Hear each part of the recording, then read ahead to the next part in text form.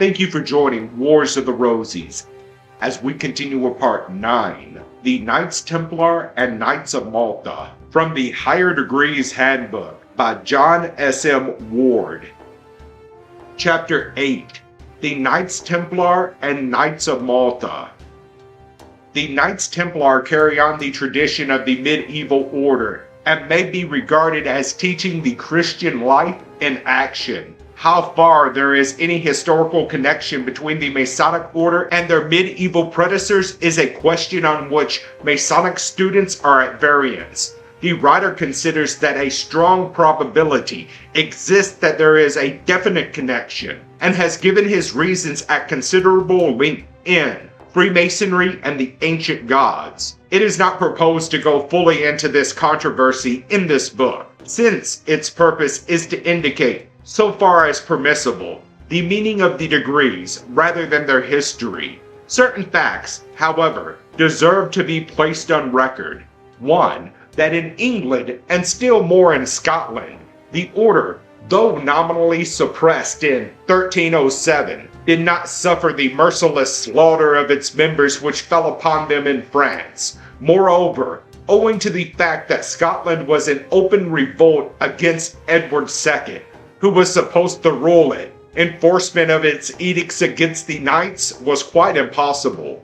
Second, that certain branches of the order, e.g. in Spain and Portugal, unquestionably survived, merely adopting a new name. 3. The Charter of Transmission claims to carry on the succession in France. That charter now hangs in Mark Mason's hall, and if it was generally accepted as genuine, it would practically settle the matter. The fact that it anathematized the Scottish Templars would indicate a separate organization of the survivors in Scotland, and therefore would explain whence Scotch and English Templary derive.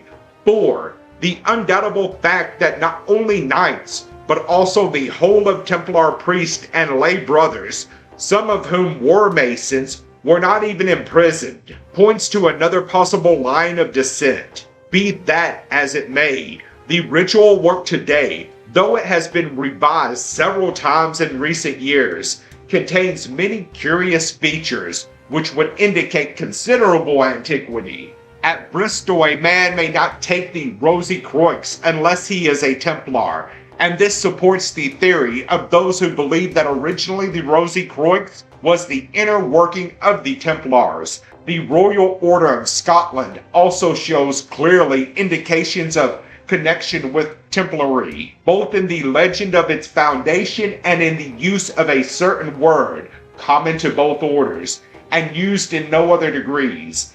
In view of the fact that the Royal Order has its knightly degree of the Rosy Cross, these points are of special significance. The legend of the foundation of the Royal Order is that Bruce, after Bannockburn, created the degree of the Rosy Cross so as to reward those Masons who have assisted him in battle and conferred on them the honor of knighthood.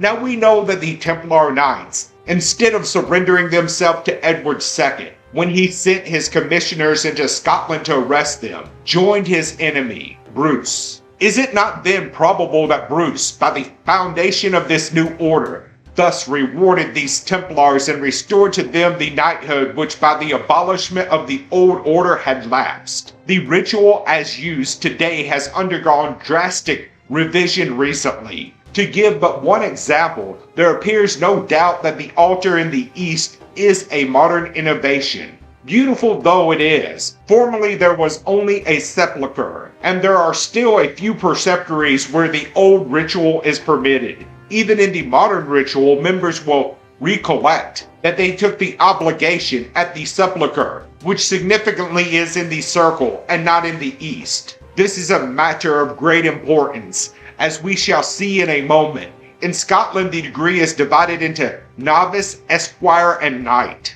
In England, there are still 3 points corresponding to these medieval divisions, though the fact is rather slurred over. If we recollect, A. The robe marks the novice. B. The tunic marks the esquire. C. It is only the knight who is invested with the mantle. we shall perceive that the ritual still bears witness to these three stages. The cup of remembrance in the USA is still drunk from an unusual receptacle, and is emphatically the cup of mystical death. The ritual of the Knights Templar, as we know it today, has obviously an exoteric and an esoteric meaning. The exoteric lesson, a very good lesson too, is that the Christian soldier must have ever before his eyes in his struggle with the world the perceptions of the Master, Christ. He must be a good soldier of Christ outside the doors of the temple. He must uphold truth and justice, defend the weak, and set a fine example of chivalrous conduct in his daily life. In short, he must not only profess Christianity, but really live it.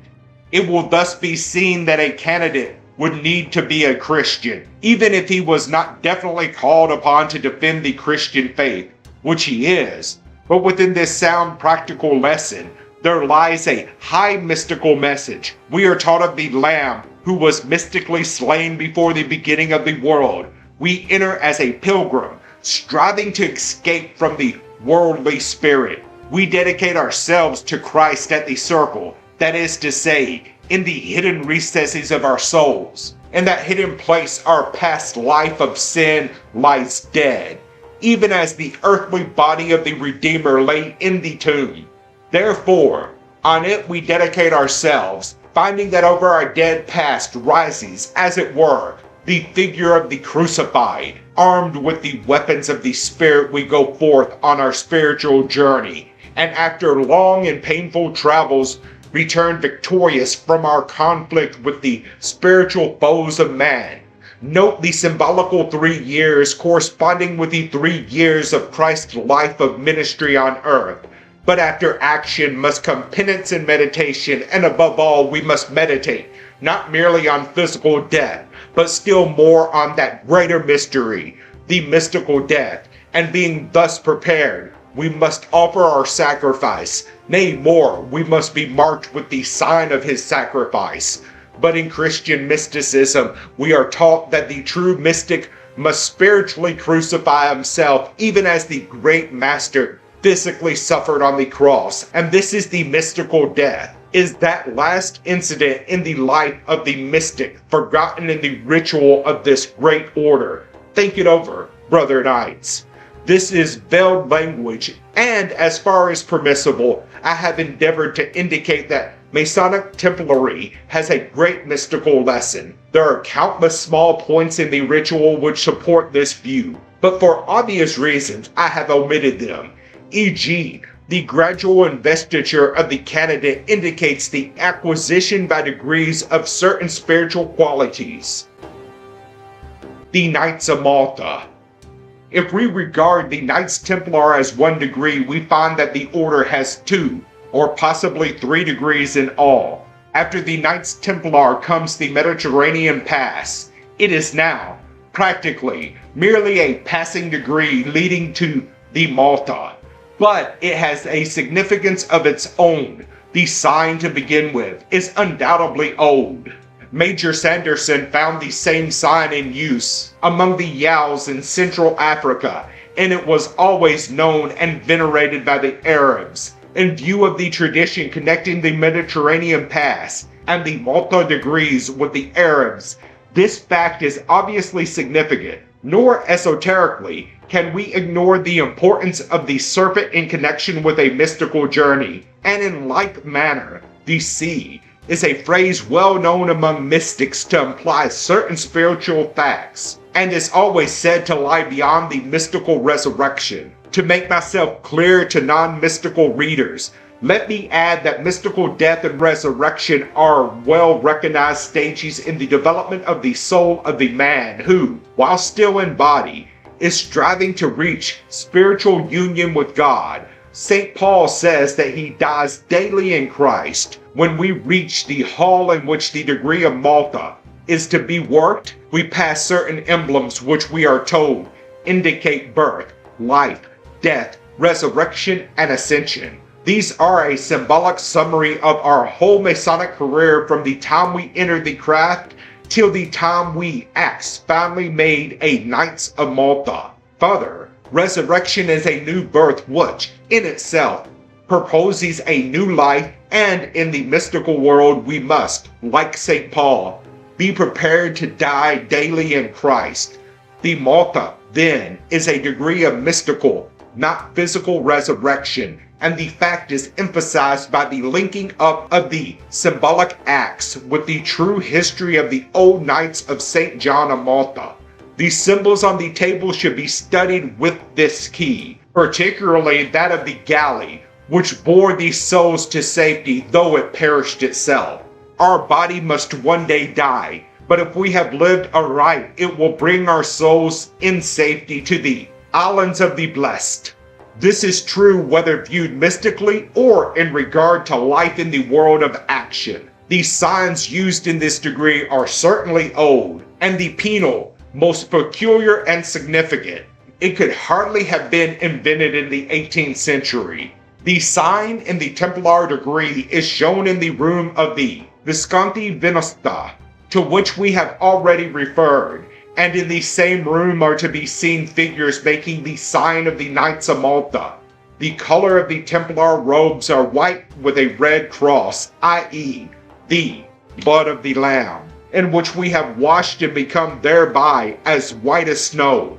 But those of Malta are black, with a white cross. Out of the black night of the soul, out of the darkness of mystical death, the cross of salvation rises, no longer a cross of suffering, but one of resplendent glory. Thank you for watching, and please don't forget to share, like, subscribe, and comment. And if you can, please consider donating to Wars of the Rosies. Links to PayPal and Patreon are in the description. Thank you so very much.